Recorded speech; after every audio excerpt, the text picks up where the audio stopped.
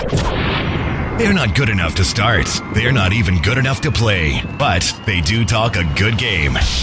So come join Lou and Jose from the sidelines where all the best sports discussions happen anyway. Welcome in to the Benchwarmerz podcast. Welcome into the program, everyone. I am Lou Ruggieri. That is Jose Ortiz. And this is the Benchwarmerz podcast. Wherever, whenever, and however you happen to be listening, we appreciate you taking some time out of your busy life to spend it with us. We're going to try to make it worth your while. We have a big show to talk about coming up. We have a breakdown of the AFC North. This is one of the toughest ones we've done thus far. It's going to be interesting to see where we land on that. NFL Hall of Fame game happens. There's some NFL news, some NBA news. You can follow us along, by the way, on iHeartRadio podcasting, Amazon podcasts. We're on Facebook, YouTube, Instagram, at the Benchwarmerz podcast, at the BW Pod on Twitter, or go to thebenchwarmers.com, Benchwarmers with a Z. This is season 2, episode 15. Moving right along. This shows are flying by. I think 65 overall. I don't know. Yeah. When we get to 100, Jose, I don't know. We have to do something special. Maybe I don't know. Maybe we'll do a show that has nothing to do with sports to celebrate our centennial mark. I don't know if that's. We have to do like a highlights show or like best moments or something like that. And something like that. We can slice it together. Yeah, that'll be a lot. I'll start editing that now. That'll take forever. Yeah. But but to start off this week in sports, the big news is that the Olympics has come and gone. It was interesting in Tokyo. I have to admit that right off the bat. So congratulations to the United States. I think we came out on top. We won the most medals overall, 113 overall. We won the most gold medals, which I thought was even more important, 39 to 38 for the People's Republic of China. And then we kind of just dominated after that. But, I feel like I learned a lot watching this Olympics because in the beginning, I was not a fan. I'll be honest. I would watch it and kind of just tune out and whatever. And even as background noise, I kind of got bored after a while. And then I don't know what it was this last week or so. I guess maybe because it was really the only thing on. There was a couple of things that stuck out to me. Somehow I got roped into women's diving the other day. And one of the Chinese teammates, she was 14 years old. That to me, I started there and I was like, wow, what? That's insanity. I got sucked into badminton, and the emotion in the badminton game that I was watching was like nothing. You would have thought that it was like the Super Bowl. It was crazy, the amount of emotion that was going on there. And then more important, men's basketball, I guess, was it felt like a foregone conclusion.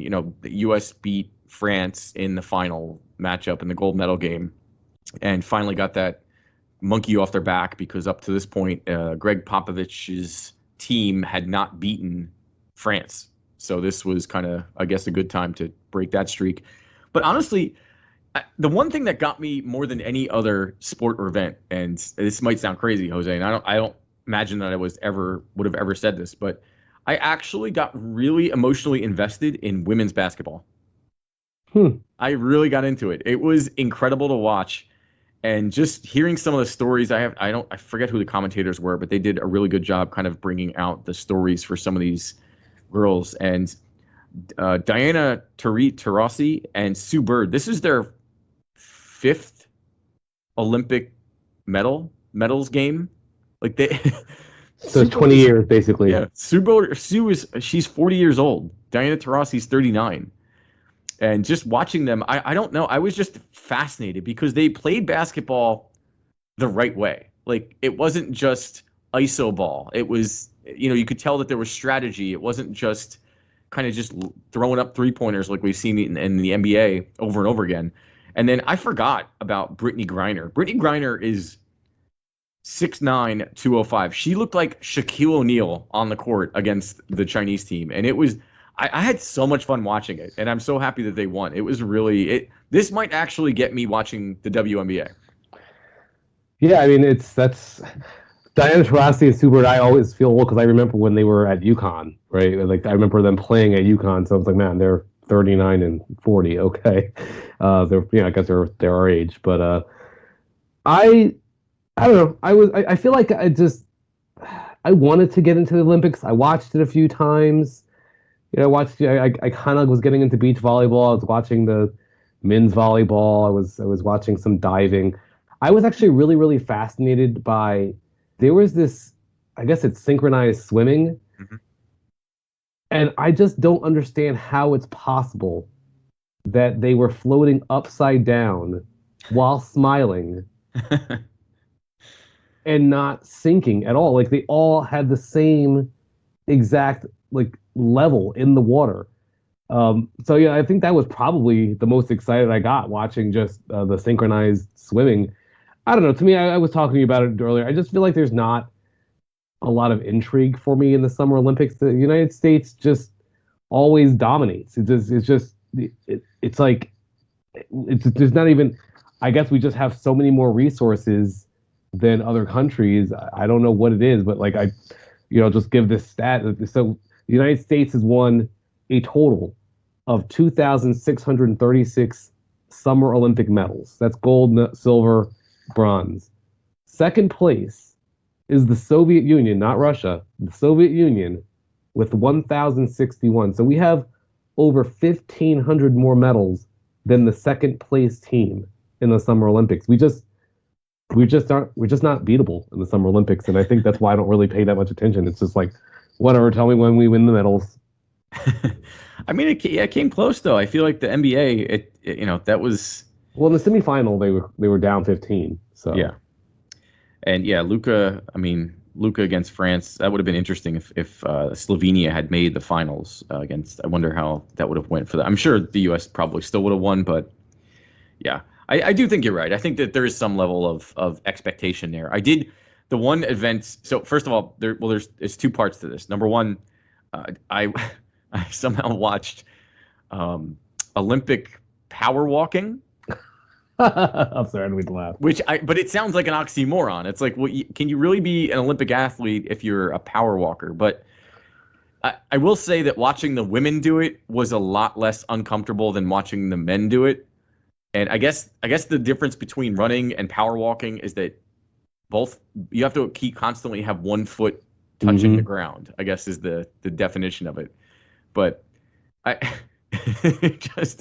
I couldn't watch the men do it. It was so uncomfortable. I was like, come on, man, you can't, like, even if you win the gold medal, like, you don't tell people what you want. You just hang it on your mantle and just leave it alone.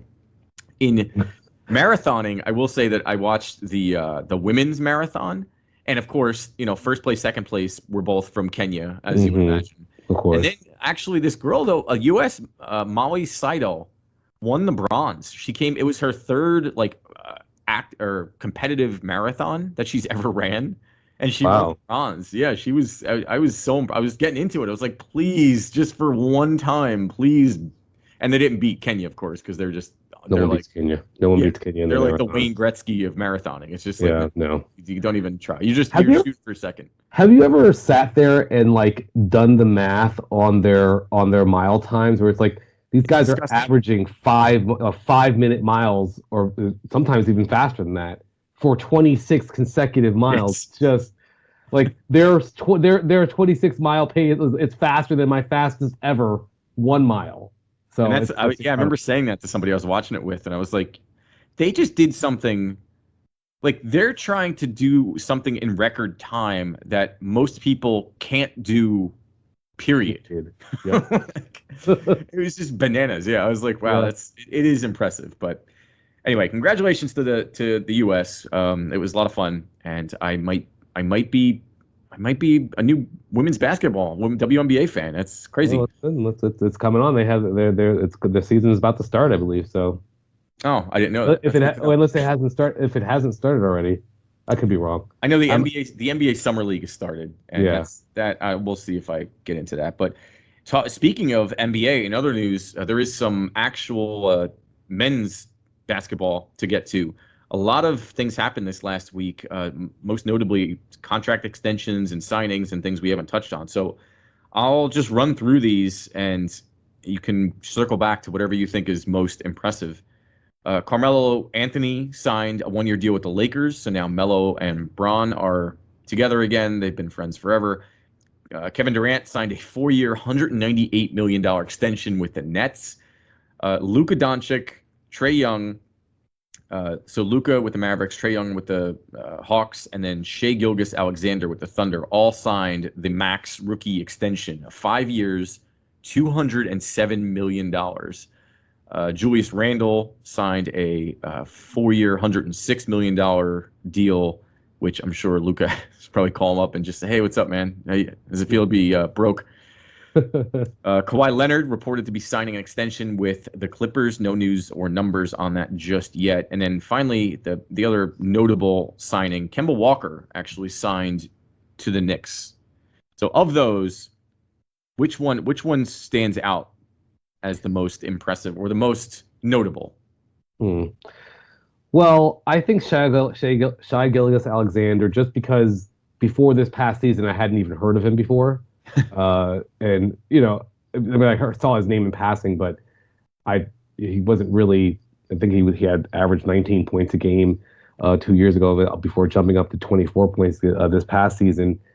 So to see him kind of get that max contract, kind of get the same treatment as Trae Young and Luka Doncic, who I think most NBA fans would agree they're kind of a different level than him, but he's still got the same money as them. So I think that's pretty impressive.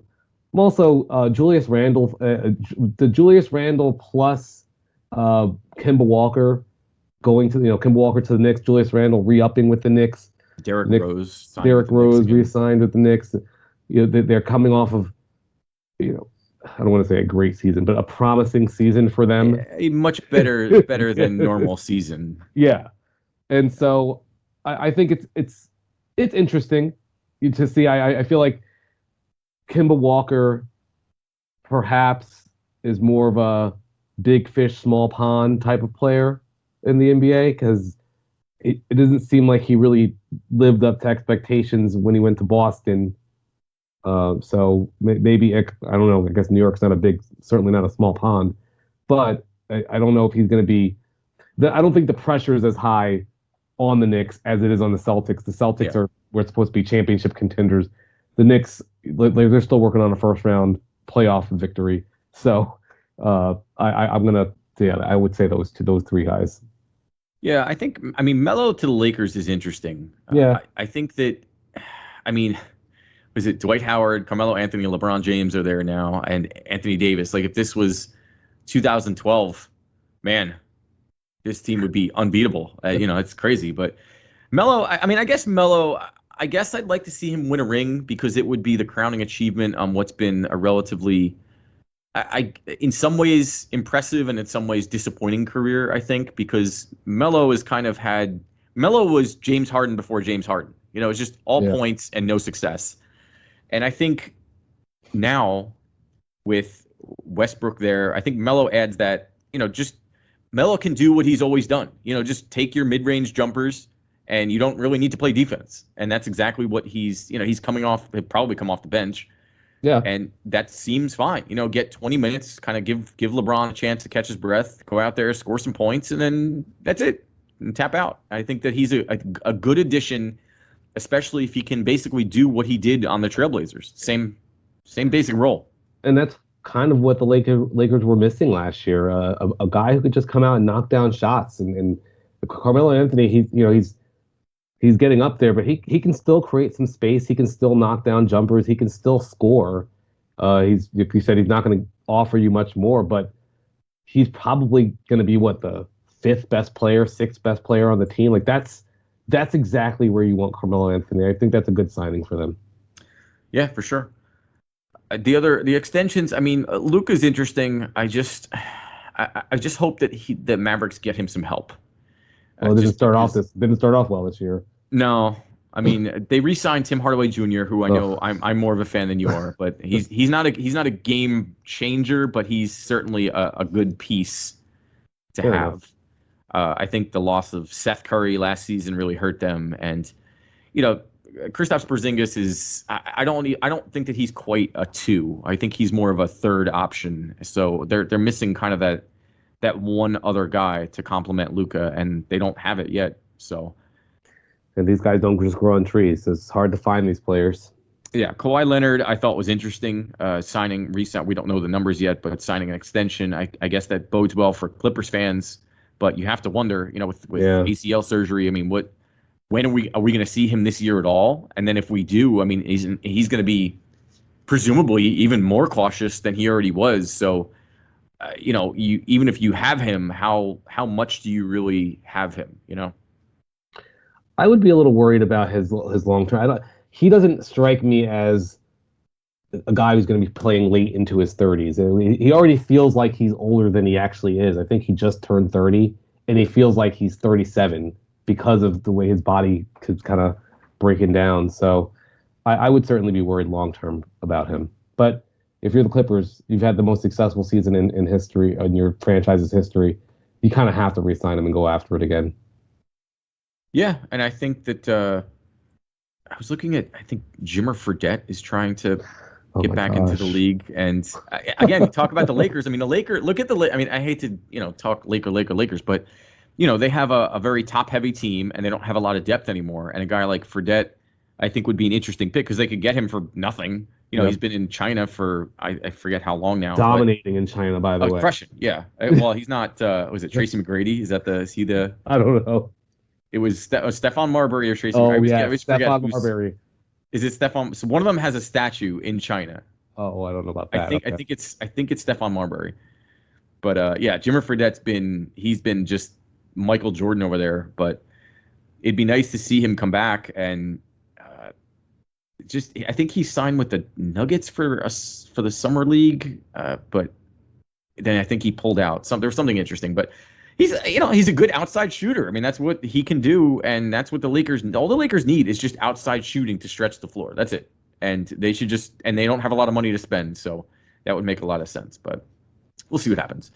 In other news, switching over sports, the NFL had some contract signings of their own.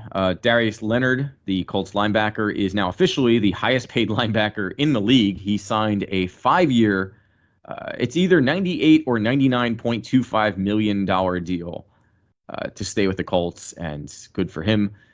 That is great money, except when it's compared to Josh Allen, who signed a 6-year, $258 million contract extension with $150 million guaranteed. Wow. And you start to understand why. The other contract news is that Xavier Howard is the Dolphins, after his trade request, and saying that he felt unappreciated, the Dolphins decided to keep one of the best corners in the league and give him a restructured deal. No terms just yet, but they did say they're going to work it out with him. You knew it had to be about that. There was no other way. I guess, you know what? I feel dumb because I actually didn't think about that. I was thinking that it was like a locker room issue or like a personal, like a coach, like an Adam Gase issue. I guess maybe that was the carryover from what I was thinking about from when Adam Gase was the coach of the Dolphins. So, yeah, after the money came out, I was like, okay.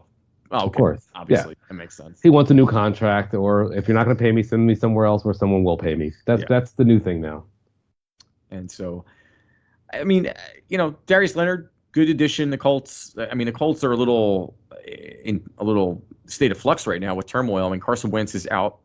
He's going to have surgery. He's out 5 to 12 weeks. Oh, my gosh. According to doctors, which is a disturbing, weirdly odd time frame. I mean, that seems a weird range. Yeah, it's like getting something delivered to your house, and you're like, when is it going to be here? You're like, well, it's going to be 10 a.m. to 8 p.m. You're like, well, how about we pare that down a little bit? Let's get a little more fine-tuned here. And, the Colts, by all accounts, look poised to make some real damage in the playoffs, do some real damage in the playoffs this year, if they can make it. And at this point, I mean, who do you call? Do you call Nick Foles? I mean, I think we touched on that last week. I think the worst thing you could do for Carson Wentz is to call Nick Foles. Well, listen, Philip Rivers said that he's not opposed to returning. So, I mean, there's that. What if Andrew Luck said he'll come back? And you just spent a first-round pick on Carson Wentz, or potentially first-round pick. That's not going to be a first-round pick now because he's not going to play. Yeah, it'll probably be a second-round pick, but still. If Andrew Luck says he wants to play, you bring Andrew Luck back and you bring him in the camp and see what he can do. Because at his best, I mean, he's way better than Carson Wentz is. So, yeah, I mean, I I think that basically if you look at that division, and we'll get to that division probably next week or a week after that, but there's really only two teams in that division that have any sort of chance to do anything, right? You have the Titans and you have the Colts. So I think if they just kind of hover around 500 until Carson Wentz gets back, they should be okay. Yeah, I mean, provided that when Carson Wentz comes back, he doesn't immediately get hurt again, because that seems starting to. Yeah, no, there certainly is that. I just like you're not worried about the Texans. You're not worried about the Jaguars over there doing anything. So it's really just the Titans, and I guess you now kind of probably give the Titans the edge in the division. I think early in the season early this offseason when we were doing our power rankings, we might have had the Colts ahead of the Titans, but I think that probably has to change now. Yeah. And then in other NFL news, the Hall of Fame game was this past weekend. The Hall of Fame inductions. Hall of Fame game, I mean, I don't have a lot to say about Ben DiNucci or Garrett Gilbert. Good for them. I'm glad they played. The Steelers won the game, but not that anyone really cared, 16-3. There was some talk, though. Troy Aikman said something that was interesting. He said that he thought that there was more to the shoulder injury that Dak apparently has been dealing with. And, Troy would probably know because he's pretty connected in the Cowboys world. So that was a little interesting that came up. And then the Hall of Fame, Hall of Fame inductees, we kind of saw some of the class of 2020. They got to talk a little bit because they didn't get to last year. And then, of course, the class of 2021, most notably from 2020, Bill Cowher, Ezra and James had an interesting speech. Jimmy Johnson finally made it. Troy Polamalu, Paul Tagliabue, former commissioner. And then 2021, Alan Faneca, which I'm surprised to hear. John Lynch, Calvin Johnson, Peyton Manning, of course, Drew Pearson, Charles Woodson. Of these, I don't know that I was really Isaac Bruce. I was happy to see finally made it in. I have a lot to say about these guys and not a lot to say. I think, I was thinking mostly about Peyton Manning and Calvin Johnson. I think they were kind of the headliners of the group. And, Peyton Manning, funny as always, took some shots at Tom Brady. Calvin Johnson, I wish that he played longer. I wish that he hadn't retired. I wish that he had not done the Barry Sanders and just quit the sport after being on the Lions for so long. I would have loved to see him just go to a team that had talent and to see what he could do. I mean, it's a shame that the NFL players don't seem to have the same type of power that NBA players do, where they can just say, I'm going to just team up with this team and kind of make their own. You don't see that happen too often in the NFL. Players colluding to make super teams. I was kind of like I wouldn't say emotional, but Peyton Manning is my boy. Anyone who knows, has been a friend of mine and known me for a long time. I'm a big Peyton Manning fan. We used to have constant debates for years. And listen, the debate's over, right? Like, and I've admitted that. But one of the things I'm going to talk about, and I don't want to get too long into this, but like, you and I were texting a few weeks ago. I forget who we were texting. We were texting about Giannis, and how I feel that sometimes championships are overvalued when evaluating how good or great a player is. And I think it's because there are so many things that have to go right for you to win a championship, and most of those things are out of your control, especially in a game like football where you're not even playing for half of the downs. Peyton Manning, to me, changed the game at the quarterback position from an expectation standpoint. From my time watching the NFL, it was Peyton Manning who made it where quarterbacks basically had to be offensive coordinators on the field. We weren't really seeing that before him, and now we see that all over the place since him. Is Peyton guilty of a few playoff miscues? Absolutely. Like, he certainly did not have his greatest playoff performances. But I'm comparing numbers between Tom Brady and Peyton Manning. Tom Brady's quarterback rating is 3 points higher than Peyton Manning's in the playoffs. Yet Tom Brady had so much more success in the postseason. And I'm not saying Tom Brady is certainly much more accomplished, But I sometimes get frustrated. I'm just like, man, like if I feel like if Peyton Manning was on, like if they switch spots, maybe Peyton Manning maybe doesn't have 7 rings. I don't think he would have the longevity that Tom Brady has had, but he certainly would have more than 2, in my opinion. Yeah, Peyton Manning's one of those guys that, I mean, it's hard to. Was he a 4 MVPs? 5. 5. Is it 5? Let me just double check that while you're. Yeah, I think it's 5. So I think it's 5 too, because he's, and that to me tells me that he was the most valuable player in the league for quite some time. And if you look at the time that he retired, I mean, he was first in passing yards. He was first in most passing yards in a season. Most games of 400 more passing yards, most touchdown career passes. He was all first when he retired at these. Most touchdowns in a single season, which still stands. Mm-hmm.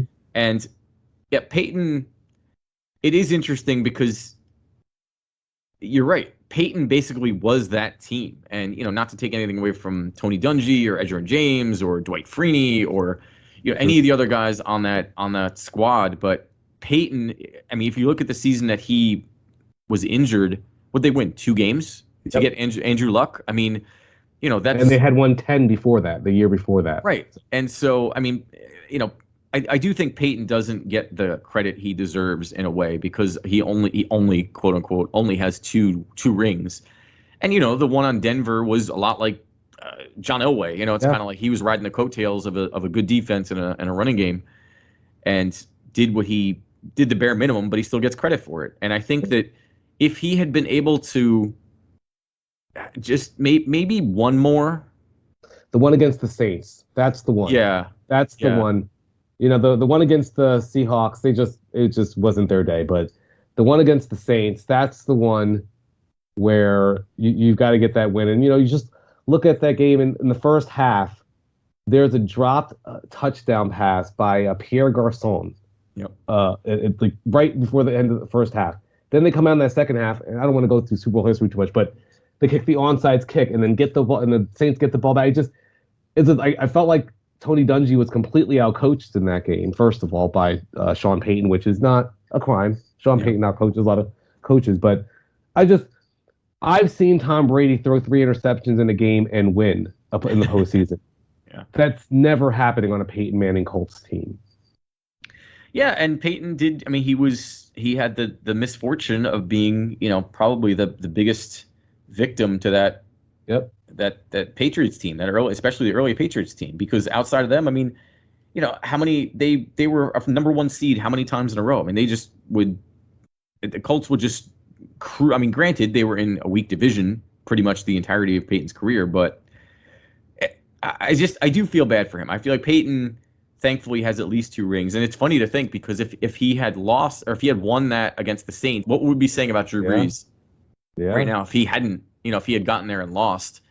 He already takes enough flack for not making it back a second time. So, yeah, Peyton, I don't know. I think that Peyton is sort of I put him almost in the same category as Dan Marino, where I think just they're a little, if it's possible for Peyton Manning to be underrated, I think that he is. And I think that, and to a degree, you are right. We look at, just rings, and how many rings do you have? And obviously, Tom is running away with it.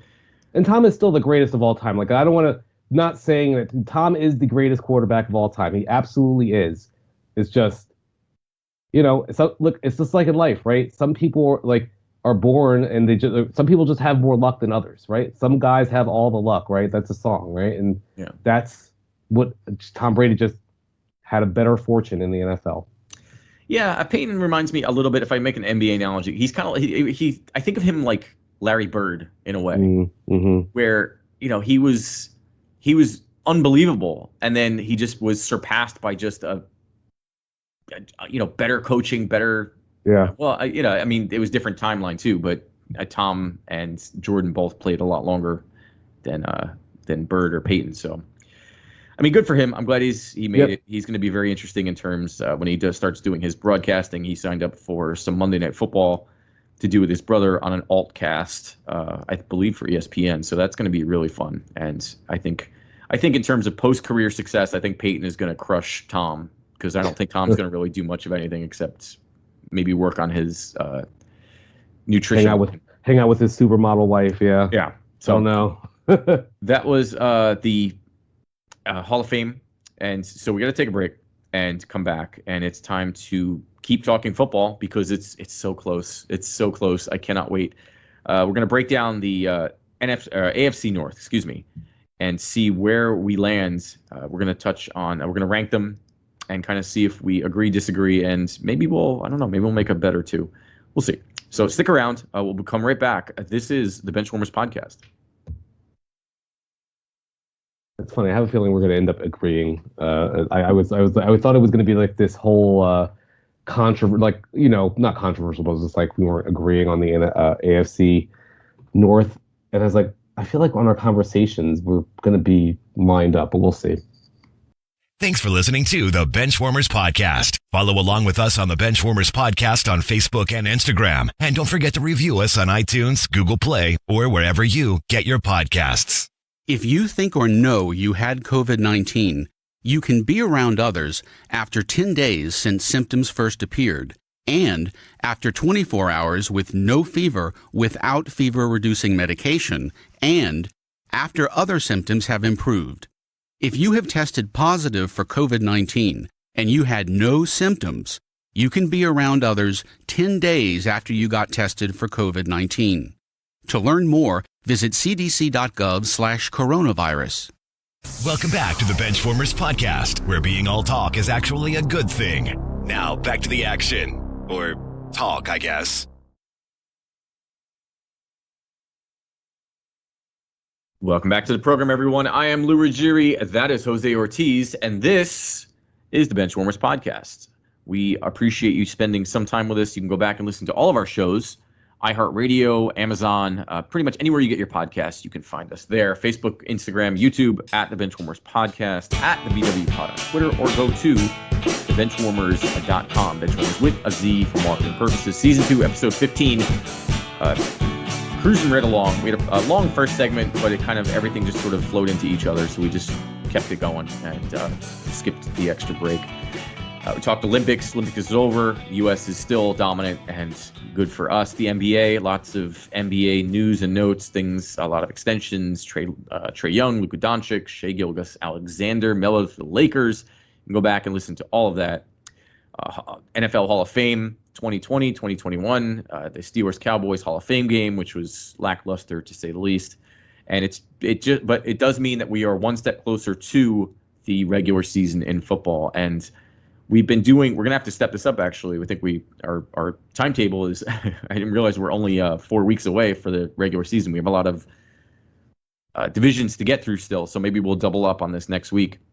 But this week, we decided to do, we started off, and we're kind of going backwards in playoff order. So the Tampa Bay Bucks, we did the NFC South first, and then they beat the Kansas City Chiefs. So we did the AFC West, and now we're doing the AFC North, and presumably we'll be doing the NFC North, and maybe another one come next week because it starts to get easier after this. This AFC North, I think, is maybe the hardest or second hardest division to rank, and I struggled with this for a while, and I'm not going to lie about that. So I am curious, Jose, where you stand. I think that we're going to start the same. I'm not sure if we're going to finish the same. So. Well, I just want to remind everyone, so in AFC North in 2020, the Steelers won the division 12-4. They infamously now got off to the 11-0 start and then limped to the finish line. Ravens were second at 11-5, second place with 11-5 record. The Browns were also 11-5, and then the Bengals finished 4-11. So just a reminder. So my number one team, I'm taking the Cleveland Browns. Okay. I think the Browns are they're just one of the more complete teams in the NFL to me. My only real question is whether they can hit their ceiling. I saw a team that was maturing as the season wore on last year, and I'm really, really excited to see them kind of take the next step forward as a team and kind of shed that Browns being the Browns label that kind of follows them and will continue to follow them until they start putting together some consistent success. Baker Mayfield entering his fourth year, had a really respectable third year last year. It's not like he put up Josh Allen numbers or anything like that, but he put up respectable quarterback numbers, and that was following a pretty tough sophomore season. I'm expecting Baker Mayfield to be better this year. I think he's going to get more opportunity to throw the ball. They probably have the best running back duo in the game with Nick Chubb and Kareem Hunt. They have an underrated pass-catching group, in my opinion. It's Odell Beckham Jr., Jarvis Landry, Austin Hooper. And on defense, Myles Garrett. I mean, we both talked about it a few weeks ago. He's a Defensive Player of the Year contender.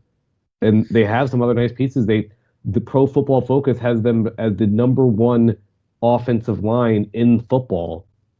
So I just think if they can get over that little brother syndrome that they seem to have in the division, I just don't see any reason why this team not only can't win the division, but can't compete for a Super Bowl. Yeah, I have the Browns first. I mean, that's not really a big surprise. I think they're easily the best team in this division, provided they stay healthy. And you're right. I think that last year they had it. I mean, they were playing the Chiefs. Mahomes was out of the game. They're facing Chad Henne, and the Browns. They somehow found the banana peel again, and had that goofy fumble out of the end zone. Which honestly, I mean, I hope that rule is gone, because that's a dumb rule, and I was sad to see the Browns suffer the consequences of such a dumb rule. But I don't even understand that rule. Sorry to interrupt you. I have no idea how that makes any sense. I guess the theory behind it is that you're going to the end zone. That's when you should be most secure. Your security level for the ball should be at its highest. So if you're, I guess, clumsy enough to lose it right at the precipice of scoring, then you should be penalized, I guess, more harshly than if it was just a regular play somewhere else on the field. But it seems like players get penalized for performing like acrobatic, like really trying to score, and it just seems a little too much. And I hope that changes. But yeah, I do think that a lot of this relies on Baker Mayfield. Baker Mayfield last season, 3,500 yards, 26 touchdowns, 8 interceptions. He had a almost a 96% quarterback rating. And do you know who was second on the Browns in passing yards last season? Was it Odell Beckham Jr.? It was not. It was actually Jarvis Landry. I wasn't sure which quarterback it was, which receiver it was. Yep. I couldn't remember. Well, Beckham was hurt most of the year. Otherwise, maybe it would have been. Yeah, Jarvis Landry threw for 74 yards. Case Keenum threw for 46 yards. Case Keenum, by the way, the backup quarterback for Baker Mayfield. I do think, speaking of Odell Beckham, if he can just, I want to see 2014 Beckham back on the field. I want to see him, because as of right now, Jarvis Landry has been a much better receiver. Absolutely. And a much more consistent receiver than ODB. And it would be nice to see him really open that up. And honestly, I mean, I think that this is, I don't want to say it's do or die, but it's Baker Mayfield last year. I think that, they still haven't talked about giving him an extension yet. And I think that they're thinking the same thing we are. Like, all right, kid, let's see how you do, and then this is going to dictate where we go from here. And Kevin Stefanski, it's his second year coaching now, so it's hopefully he's gotten a little better. And yeah, that defense is unbelievable. Myles Garrett, they signed Jadeveon Clowney, who I think again is kind of he's like the Odell Beckham of the defensive line, where you keep waiting for that shine to shine through again, and it just hasn't been there. But maybe with a guy like Garrett on the opposite side, they can really make some noise. They should win this division. They should, and I think that barring injury, I don't see any way that they don't. Well, I think maybe we disagree a little bit where the gap between them and the next team. Like for me, I look at the Baltimore Ravens as the second best team in this division, and I think when I was looking back at the 2020 Ravens, and in my mind, I before I looked, I was like, oh, they were, trash. They struggled so much last year, and I'm looking at it, I'm like, wait a minute. So they were 5-1 through their first 6 games. They came out of the bye and lost 4 out of 5 games, and then closed winning 5 straight games. They were a good team last year. They just weren't great like we had seen them be the year before. And it's hard not to look at Lamar Jackson and see how his numbers across the board dropped, even in rushing yards, everywhere, passing yards, rushing yards, touchdowns dropped. And, is this just the fluctuation of an NFL career, or did the defenses figure something out? It does seem like maybe the defense has figured something out. And now it's his turn and the Ravens' turn to counter move. Hey, they kind of caught onto your game plan a little bit last year. Now you've got to switch things up. They go out and they sign a draft Rashad Bateman in the first round to try and beef up that wide receiver room. You and I have been a little bit differing in opinions on Marquise Brown, but I think one thing we both agree on, he's more of a deep threat than he is going to be your, guy that you pepper with 10 to 12 targets in a game. That's not sure. Hollywood Brown. Mm-hmm. He's your take the top off the defense guy. Rashad Bateman and Mark Andrews, they to me are gonna hopefully give Lamar Jackson some options to throw to in the middle of the field. But I think that this offense needs to find a way to evolve to get more downfield passing, more dynamic and creative plays, and not just really completely rely on Lamar Jackson's athleticism all the time. And as amazing of an athlete as he is, we really haven't seen that work out in the NFL over the long haul, where a quarterback is just, hey, I'm just a better athlete than you, and I'm going to win. We've seen Michael Vick try to do it, and to some success, but it just didn't. It ends up not working out to win a Super Bowl, which is the ultimate goal. They have a great defense. They have a good offensive line. I just don't see any reason why we shouldn't expect them to be good again this year. And I do think that the Baltimore Ravens are going to challenge the Cleveland Browns for the division. I'm picking the Cleveland Browns to win, but I think the Ravens are going to be right there. So, and again, I struggled with this a lot. And I actually have the Pittsburgh Steelers number 2 to the Baltimore Ravens. And it feels a little, I feel like I might be falling into the trap here, but like it or not, they did start off 11-0 last season, and then the wheels fell off, and they ended 12-4, which you mentioned. And I was going back and forth, and 17-game season, it just seems like the question of Ben's health, can he stay healthy one more year?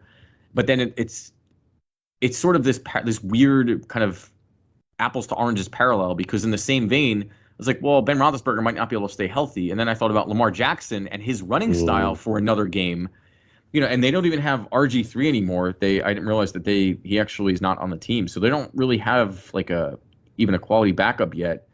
Neither do the Steelers. I mean, Dwayne Haskins, if you watch the Hall of Fame game, he is still Dwayne Haskins. So that's not really anything to get excited about. And so they feel very similar, but the Ravens, again, they really didn't address some of their needs there. I mean, they're okay. I mean, obviously Lamar can run the ball, but Justice Hill, it's like, who's really their running game is kind of mix and match, and the receivers, Marquise Brown. I mean, Mark Andrews is their number 1 receiver, and that's not a recipe for success. I mean, even Kansas City. I mean, you have Tyreek Hill to kind of offset Travis Kelce, who was probably the best tight end in the league. And Mark Andrews, he's good, but he's still just a tight end. He can't catch everything. So the fact that they really didn't address, I mean, they signed who they sign from? Well, they signed Sammy Watkins, and then they drafted Rashad Bateman. Yeah, Sammy Watkins is the guy I was thinking of. And if this was 2014, Sammy Watkins, sure. But I mean, Sammy Watkins has been barely a role player on a pass happy team on the Chiefs for years. And fair enough. On the other side of the ball, or the other side of the field rather, the Steelers have a good wide receiver core. James Washington, Juju Smith-Schuster. I mean, Chase Claypool's a monster. Deontay Johnson, maybe, but all those guys have to do is remember to bring their hands with them this season and not lead the league in drops.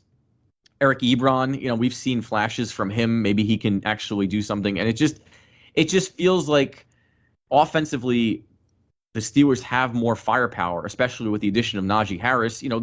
Their running game was pathetic last year, and I think everybody knows that. They averaged 3.6 yards per rushing play last season, and that's awful. That's just, It's pathetic. That's the Ravens were 5.5 for comparison. So I think, not to put everything on Najee Harris, but it's certainly a great, they addressed their need. And then the biggest contributor was just on the defensive side of the ball. These teams are very, very good. Both of them are very good. We saw Calais Campbell's on the Ravens. I think, what did we just say? Justin Houston is there. But the Steelers are better. Minka Fitzpatrick, they have TJ Watt. Their turnover ratio, so the Baltimore Ravens turnover ratio was +4 last season, which is really good. The Steelers were +9. Mm-hmm. And they're just, they are better.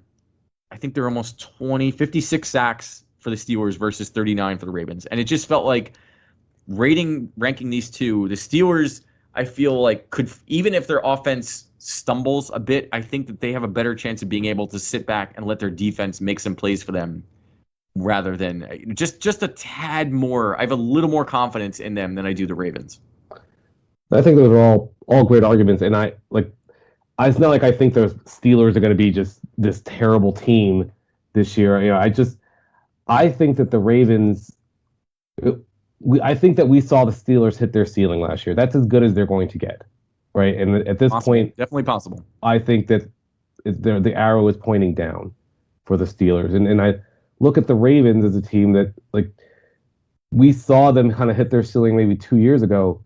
Last year was not their ceiling, and I think we could say that based on the year before that. Although things do change very quickly in the NFL, so I think I can have a relative expectation, given Lamar Jackson's age, given the age of a lot of the pieces on the Baltimore Ravens, that they can make a move forward this year. I don't see any way that the Steelers are going to be better than they were last year, and I think it's more likely that they end up with a 9, 8, 9, 10 wins this season. Early in the season, Big Ben looked like he was, might actually get his name mentioned in the MVP conversation, and then he just kind of fell off. And you look at it, they asked him to throw the ball way, way too much, and you're like, well, they had a terrible running game. Well, they addressed the running game by drafting a running back, but they still have a garbage offensive line, one of the worst in the NFL. Yes, they have a great, promising group of receivers in Chase Claypool, Juju, you name them all. But if you can't protect the quarterback and you can't, provide protection for your running backs, it kind of limits what you can do on offense. They do have TJ Watt. They do have one of the best defenses in the NFL, if not probably the second best behind the Rams, or in that discussion, in that tier anyway. But I saw an offense that was stumbling towards the end, and I think that that's more indicative of what we're going to see this season than it was of a team that was just tired. Yeah, and the only thing that I thought maybe was another differing point was the fact, and I made this. The analogy doesn't really work now after the Bucs won, but Lamar Jackson to me was a lot like Giannis, where it felt like both guys were sort of one-trick ponies, and Giannis, to his credit, took that and made himself better. He improved his game. He found out how to make himself better. And Lamar Jackson, we saw him take a dip last season after his MVP year because it felt like defenses figured him out. And it's if he can take that next step, then I think you're right. I think the Ravens can do it. But if he kind of stumbles again and sort of falls into that Michael Vick trap where it's like, one read and go, it's just not going to work. It's not going to work, just for his own health and safety. You can't do that. You see every running quarterback stops running after a while. It just becomes too dangerous and too painful and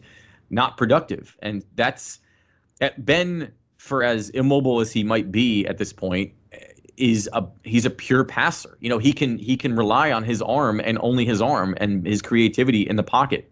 Whereas I don't know if it feels like Lamar still needs to take that step. And if he does and can kind of get back to that MVP season where he threw 36 touchdowns, then yeah, I think the Ravens could easily run away with this, maybe even the division. Never mind, beating out the Steelers. But That's a big question mark. I would say one thing I think basically we might be agreeing a little bit more than we realize. I think the Steelers have a higher floor than the Ravens, but the Ravens, if everything goes well, they could be a really, really good team. Yeah. Which leads to our last place, the Cincinnati Bengals. No surprises here. Yeah, I mean, I don't think anybody, including Cincinnati, is shocked that they're last. I will say this about Cincinnati. I think every year there's a couple teams that surprise you, and I feel like there's a path to them surprising some people. Joe Burrow is healthy. He looked decent, pretty good last year before he got healthy. Before he got hurt, I should say. Joe Mixon, arguably a top 10 running back when healthy. Unfortunately, he's been hurt a lot. They did draft Jamar Chase to go along with T. Higgins at the receiver position. They have some promising pieces on offense. Their offensive line doesn't project to be very good, and their defense does not look good on paper. But when you get to play with the house's money, and there's no pressure on you at all, that's when you can kind of maybe step outside of yourself and do a little bit better than people were expecting. So I wouldn't be overly surprised if the Bengals challenge for third place in the division. Yeah, I mean, I think you're right. They can kind of play with house money at this point. They're not really. No one's expecting them to do anything, especially in a division of three really, really good and probably playoff bound teams. It's still. They're still rebuilding, and I think they made some good. I mean, they were historically bad last year. They were 4-11-1, and Joe Burrow got hurt, and that was it. We saw some promise with Burrow. He looked good when he played, and he was not. He had some fight in him, but they lost. I mean, they lost AJ Green, which isn't a big deal. He's been hurt anyway. But yeah, the addition of Jamar Chase is really exciting. T. Higgins looks like a star, and presumably, they'll keep it together. Tyler Boyd's still there. He's solid. He's a good number 3, I guess, at this point. Mm-hmm. Their defense needs to get better, and their offensive line needs to get better. They're not great. Their turnover margin. We talked about how the Steelers were +9. The Bengals are -7 for the season last year. So, they have a lot of work to do, and I don't think that. They're going to need another good draft next year, and maybe then once Ben's gone and we see what the Ravens are, then maybe the Bengals can make that leap forward and really make some noise. But until then, not so much. So just really quickly, I agree with everything you said. Isn't it surprising that Lamar Jackson hasn't been extended as well? I was just thinking about that. It just kind of hit me just now that because you have Baker and you have Lamar going to be going into year 4, and neither of them have been extended. I mean, Baker, I think, like I said, he's going to be the guy. This is his year. I mean, that's why I think the Browns are going to do as well as they can, because I think Baker knows it, and he plays better with his back against the wall, it seems like. So I think that everyone is waiting to see how they do this year. And if they, barring injury, I mean, if they can do well, then he'll probably get an extension. But if they don't, I could very easily see them kind of just like, all right, well, listen, we're going to keep this amazing bunch of talent, and we're going to just start over with a new lease on a great team with a rookie quarterback and that pay scale, instead of giving you, a $200 million extension when we've kind of seen your ceiling at this point. No, I mean, it's fair. I haven't seen there. I just feel like, I don't know if their draft pick is going to be low enough to really get an impact. You don't always find Dak Prescott in the 4th round or whomever fill in the blanks. So, but listen, they may do that. I will just say that last week we were just saying these teams weren't, the Broncos or, a week before that the Panthers, like, they're not going to win because they don't have a good quarterback. Yeah. So it just seems like you don't have a good quarterback, you're not winning. So even having a good team around them, I don't know if having a mediocre quarterback who would be not as good as, presumably not as good as Baker Mayfield, would get them a win, or get them to where they need to be. I think they're better off regardless of what happens, unless he's just terrible this year, like just Jared Goff awful level. then I don't see any way. I mean, he shouldn't get Josh Allen money. He shouldn't get that type of money. He should get I don't I don't want to say Ryan reasonable. Tannehill. Yeah, in that range, reasonable money, $35 million a year. I know it sounds ridiculous to say it's reasonable money, but What about like Kirk Cousins? yeah, I mean, I think. Listen, I'm a bigger fan of Kirk Cousins than other people are. I think he's a decent quarterback, and I think that's exactly where I would slot in Baker Mayfield. Who would you want starting your team right now? Would you rather have Kirk Cousins or Baker Mayfield? And only have that for 1 year? Yes. I think I'm going to take Baker Mayfield. Actually, I would. Huh. I believe in Baker Mayfield taking another step forward. I feel like we've already seen Kirk Cousins' best. And I don't think we've seen Baker Mayfield's best. And that's why I would take Baker Mayfield, just because I believe that his ceiling is higher than Kirk Cousins. Interesting.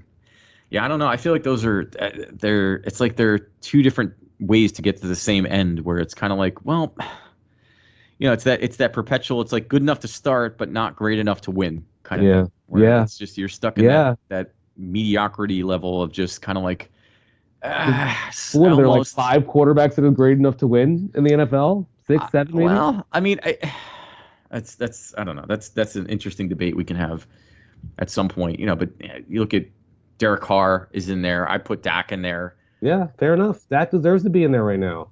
He hasn't won yet. Yeah, I mean, really? Jared Goff. It's interesting to think what would have happened if Jared Goff or Jimmy Garoppolo had won their respective Super Bowls, and how we would be looking at them differently at this point. Like, would Jared Goff have been traded if he had won the Super Bowl with the Rams? Probably not. Yeah. Always magnify championship rings. Oh, well, now he's great. It's like, no, there's just a lot of stuff that goes into winning a championship. And it's like,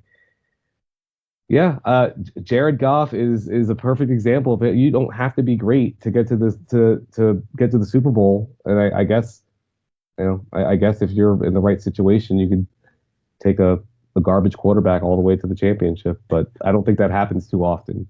Not very often. You have to have I don't know if you can even have that level of defense that you need that, some guys have gotten away with in the past. But yeah, I mean, you can get lucky, I guess, but that's a lot of luck. It's just interesting, though. Basically, I know we're about to end soon, but just like, I'm looking, you have Patrick Mahomes, Russell Wilson, Tom Brady, Aaron Rodgers. Who else are you saying that's good enough to win? Josh Allen, I think you have to put in that conversation. I think he's earned a spot there.